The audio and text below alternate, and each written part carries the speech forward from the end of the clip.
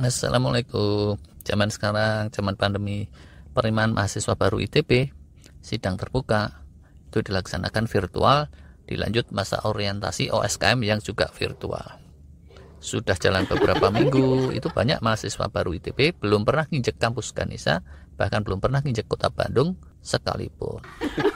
Seringnya itu malah pada nginjek tai kucing atau tai ayam, jijai. Sebelum pandemi, angkatan 2018 dulu atau 2019, itu mahasiswa baru registrasi awalnya di kampus ITB Jatinangor. Wow, seru bener tuh di sana. Hiruk pikuk manusia luar biasa banyaknya, nggak ada distancing, nggak ada yang pakai masker juga. Paling-paling ada yang pakai kupluk, miring sekalian kupluknya. Habis registrasi, terus sidang terbuka. Angkatan 2018, 2019 itu di gedung Sabuga. Ada juga terus pertemuan orang tua mahasiswa yang dikelola IOM, itu juga di Sabuga. Dan para orang tua disambut pakai spanduk klasik gitu ya. Selamat datang, wahai orang tua, putra putri terbaik bangsa. Banyak sih orang tua bangga membaca spanduk itu, tapi mungkin juga ada yang nyengir kayak saya. Itu yang dimaksud putra putri terbaik bangsa ya. Mungkin anaknya orang lain kali ya. Karena anak saya itu biasa saja, jabrik malah rambutnya, dan kadang ngantuan. Keturunan ini kayaknya, keturunan ibunya. Di zaman digital ini banyak yang udah nyeritain pengalaman OSKM ITB zaman pandemi atau zaman sebelum pandemi. Tapi gimana sih gambaran ITB 34 tahun yang lalu sebelum ada digital-digitalan? Nah, walau dulu saya ngalami sendiri, tapi udah banyak lupa. Maklum lah ya, masih muda. Muda itu gampang lupa, ya kan? Kalau tua, gampang linglung. Dekat alam sih kayaknya. Maaf ini kalau keliru-keliru, soalnya sudah lama sekali. Jadi ya, alkisah saat saya masih kecil, kami tinggal di Bandung, daerah selatan sekitar Buah Batu. Di hari Minggu kadang dibawa oleh orang tua jalan-jalan ke Taman Sari. Terus seringlah mobil diparkir di pinggir jalan. Mau masuk kebun binatang, sayang duit. Jadi kami cuma lihat dari sisi luar saja.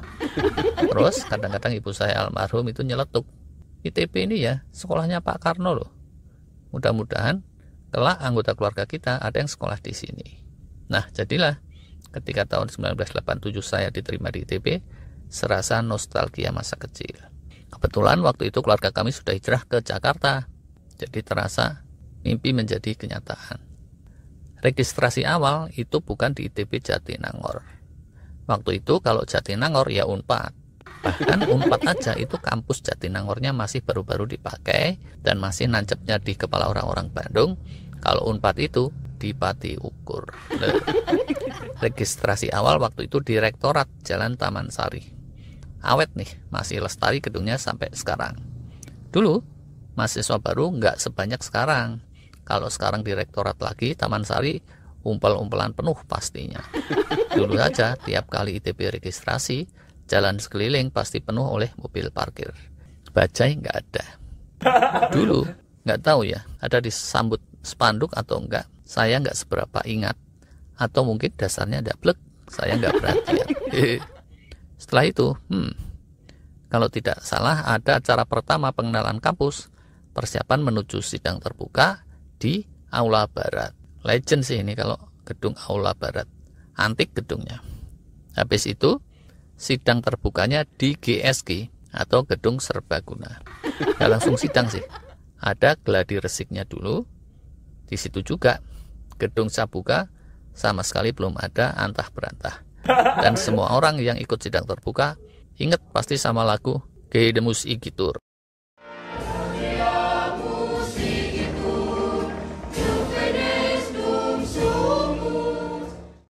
Dalam hati waktu itu saya mikir juga, kok ada lagu aneh gini sih? Ini tuh lagu apa? Belakangan saya baru tahu itu judulnya De Brevitate Vitae, dalam singkatnya kehidupan, atau lebih populer dibilang Gaidemus Igitur. Karenanya marilah kita bergembira. Berbahasa Latin, di Eropa ini jadi antemnya dari upacara kelulusan atau perjuangan kebebasan akademi. Intinya kurang lebih, para pelajar mesti tetap bersemangat, bergembira mencari pengetahuan, walaupun semua nyadar hidup ini singkat dan kita semua akan mati. Lagu himne dan mars ITB seingat saya belum ada. Kemungkinan baru muncul tahun 90-an. Di kampus lain, mahasiswa baru itu pakai jaket.